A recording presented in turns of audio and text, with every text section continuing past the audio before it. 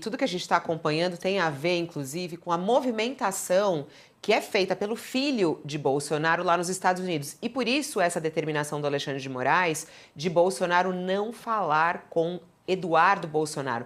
Vamos para os Estados Unidos, onde está Jamil Chad, nosso colunista, a partir de agora também nos ajudando aí nessa cobertura. Olá, Jamil, bom dia para você. Bom dia a todos.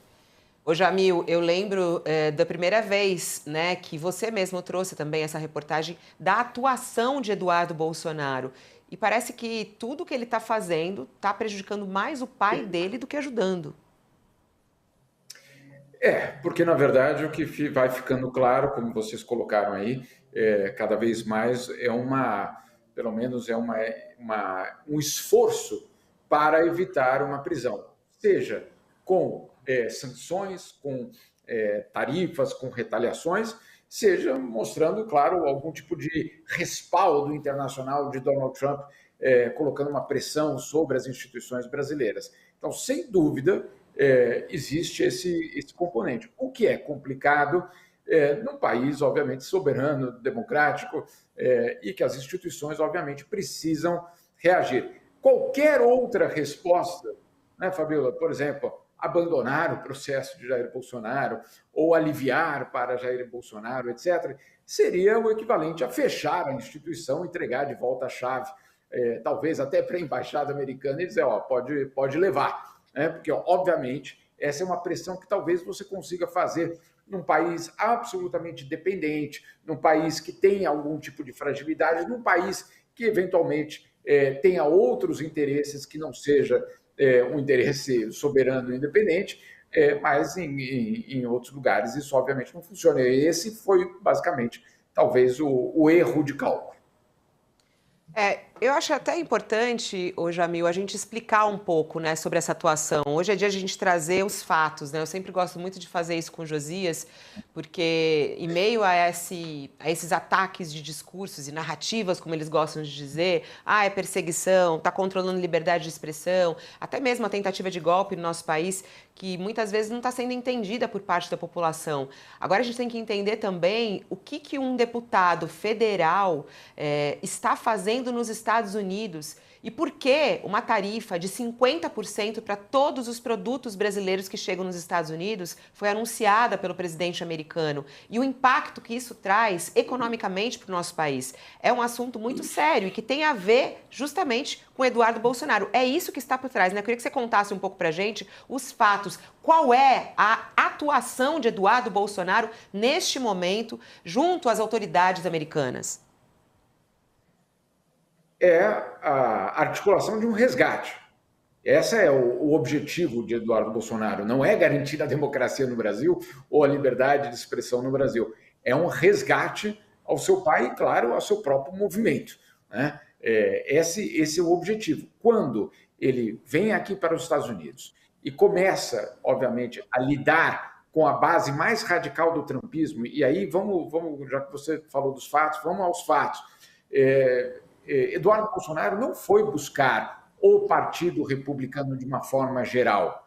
Ele foi buscar justamente a articulação com a ala mais radical do partido de Donald Trump. Né? Então, aqueles deputados e alguns senadores que fazem parte, vamos dizer assim, daquela base que tem um componente ideológico muito forte. Foi com esse grupo que justamente a coordenação aconteceu. Aconteceu para levar até a Casa Branca uma tentativa de punição ao Brasil para lidar com isso. Então, alguns fatos aqui, esses são os fatos que nós sabemos, pelo menos até agora. Sim, existe um projeto na Casa Branca para adotar sanções contra Alexandre de Moraes. Esse projeto existe. Qual é a dificuldade desse projeto? Por que ele não foi implementado até agora? Existem algumas versões, mas a principal delas é justamente a de que não teria um impacto desejado. Né? Primeiro, porque o que causaria, por exemplo, a Alexandre de Moraes? Ele não poderia mais entrar nos Estados Unidos. Bom, a vida não acaba sem você entrar nos Estados Unidos, primeiro ponto. Segundo, o confisco de bens nos Estados Unidos. Pelo que nós sabemos, Alexandre de Moraes ou não tem ou nunca teve não tem neste momento ou nunca teve bens nos Estados Unidos. Então, portanto, ele não teria vamos dizer assim, esse prejuízo imediato. Então, você tem ali, obviamente, uma ação que tem um custo político extremamente elevado, porque aí o governo brasileiro já deixou muito claro que vai ver isso como um ataque às instituições democráticas do país, e do outro lado, com pouco efeito, um efeito simbólico. Claro que o bolsonarismo vai aplaudir, claro que o bolsonarismo vai dizer, olha só que coisa espetacular, conseguimos uma sanção contra Alexandre de Moraes, mas o processo não vai parar. Né? Um exemplo que aqui tem sido usado, Fabiola, o procurador-geral do Tribunal Penal Internacional em Haia, ele também foi alvo de sanções depois que ele denunciou Benjamin Netanyahu por crimes de guerra e crimes contra a humanidade. E aí, claro, ele foi alvo de uma sanção. Ele interrompeu o processo dele? Não. O mandado de prisão contra Benjamin Netanyahu continua existindo. A situação continua muito complicada para o primeiro-ministro israelense. Então, não há nenhum tipo de impacto no sentido de desfazer a pressão sobre Jair Bolsonaro. Então, vamos aos fatos, e por isso que eu acho que é muito correto você ter colocado dessa forma. Vamos aos fatos. Agora, qual é o outro fato? O outro fato é que ontem nós vimos uma carta de Donald Trump para Jair Bolsonaro, primeiro, dando pleno respaldo, inclusive repetindo desinformação, isso sem dúvida nenhuma, mas, acima de tudo, numa última frase, num último parágrafo, dizendo que, olha, estou acompanhando, no sentido de que, olha, com um tom de ameaça, na verdade, torcendo para o governo brasileiro mudar de rumo, ou seja, deixando muito claro que não só está acompanhando, como existiria algum tipo de prestação de serviço, caso algo mais dramático pudesse acontecer com Jair Bolsonaro. Foi o sinal de alerta, a carta foi interpretada como um alerta de que um plano de fuga poderia existir. Para onde? E aí é importante, Fabiola, não é um plano de fuga só para a embaixada americana em Brasília. Não é isso só. Vamos lembrar que a extrema-direita ela tem uma rede de apoio. Ela não é um país só. Claro que o apoio do Donald Trump é obviamente de uma outra natureza, mas as embaixadas, por exemplo, da Hungria, na qual o Jair Bolsonaro já pernoitou uma vez, não só a embaixada da Hungria, a embaixada da Argentina, Javier Milei, a embaixada do Paraguai, um país que está extremamente devoto de Donald Trump nos últimos meses. E não só, é o Salvador também, um outro país que obviamente tem uma relação hoje muito próxima com a extrema-direita mundial e, claro, com Donald Trump.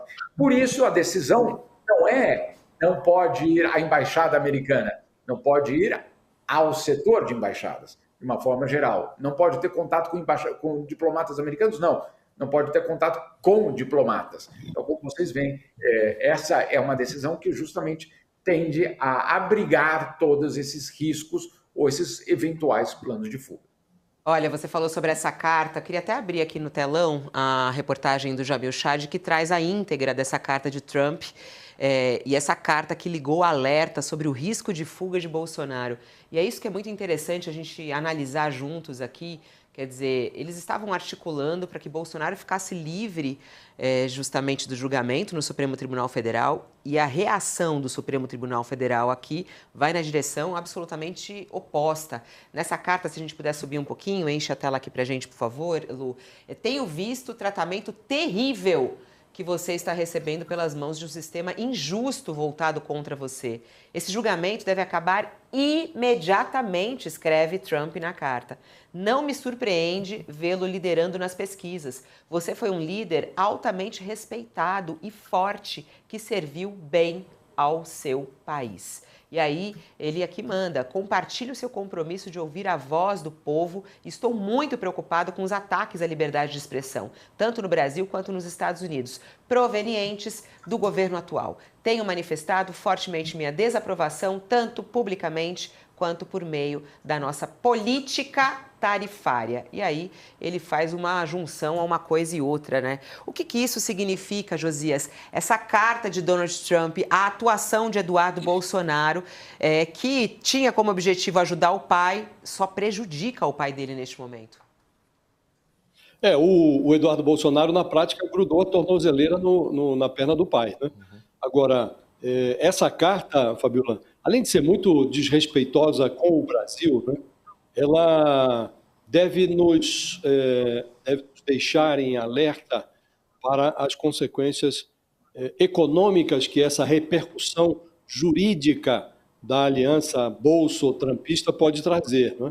Porque o Trump obteve no Brasil o oposto do que ele desejava. Ele fala em interrupção de um processo que agora acaba de avançar algumas casas quando o Supremo determina que o Bolsonaro seja submetido a decisões cautelares que, na prática, funcionam como uma antessala da cadeia, né? A sala de estar da casa do Bolsonaro se transformou na antessala da cadeia. E o Trump não responde às cartas do Brasil. São duas já enviadas pelo governo brasileiro, sinalizando o interesse de negociar. Mas envia essa carta para o Bolsonaro. Aí reforça o lero-lero da perseguição, renova o seu apreço. Agora, na prática, do ponto de vista político, esse apoio do Trump se tornou o manto de chumbo da traição da pátria. Então, a família Bolsonaro hoje, que se pousava de patriotas, agora está entrando para o verbete da enciclopédia como uma família que trai a própria pátria. Então, o bolsonarismo, o próprio Bolsonaro tentou, nos últimos dias, atenuar esse peso que está sobre os ombros do clã, mas o Trump cuida para que o futuro presidiário continue carregando o manto do antipatriotismo a caminho da cadeia. Então, politicamente, está tudo muito claro.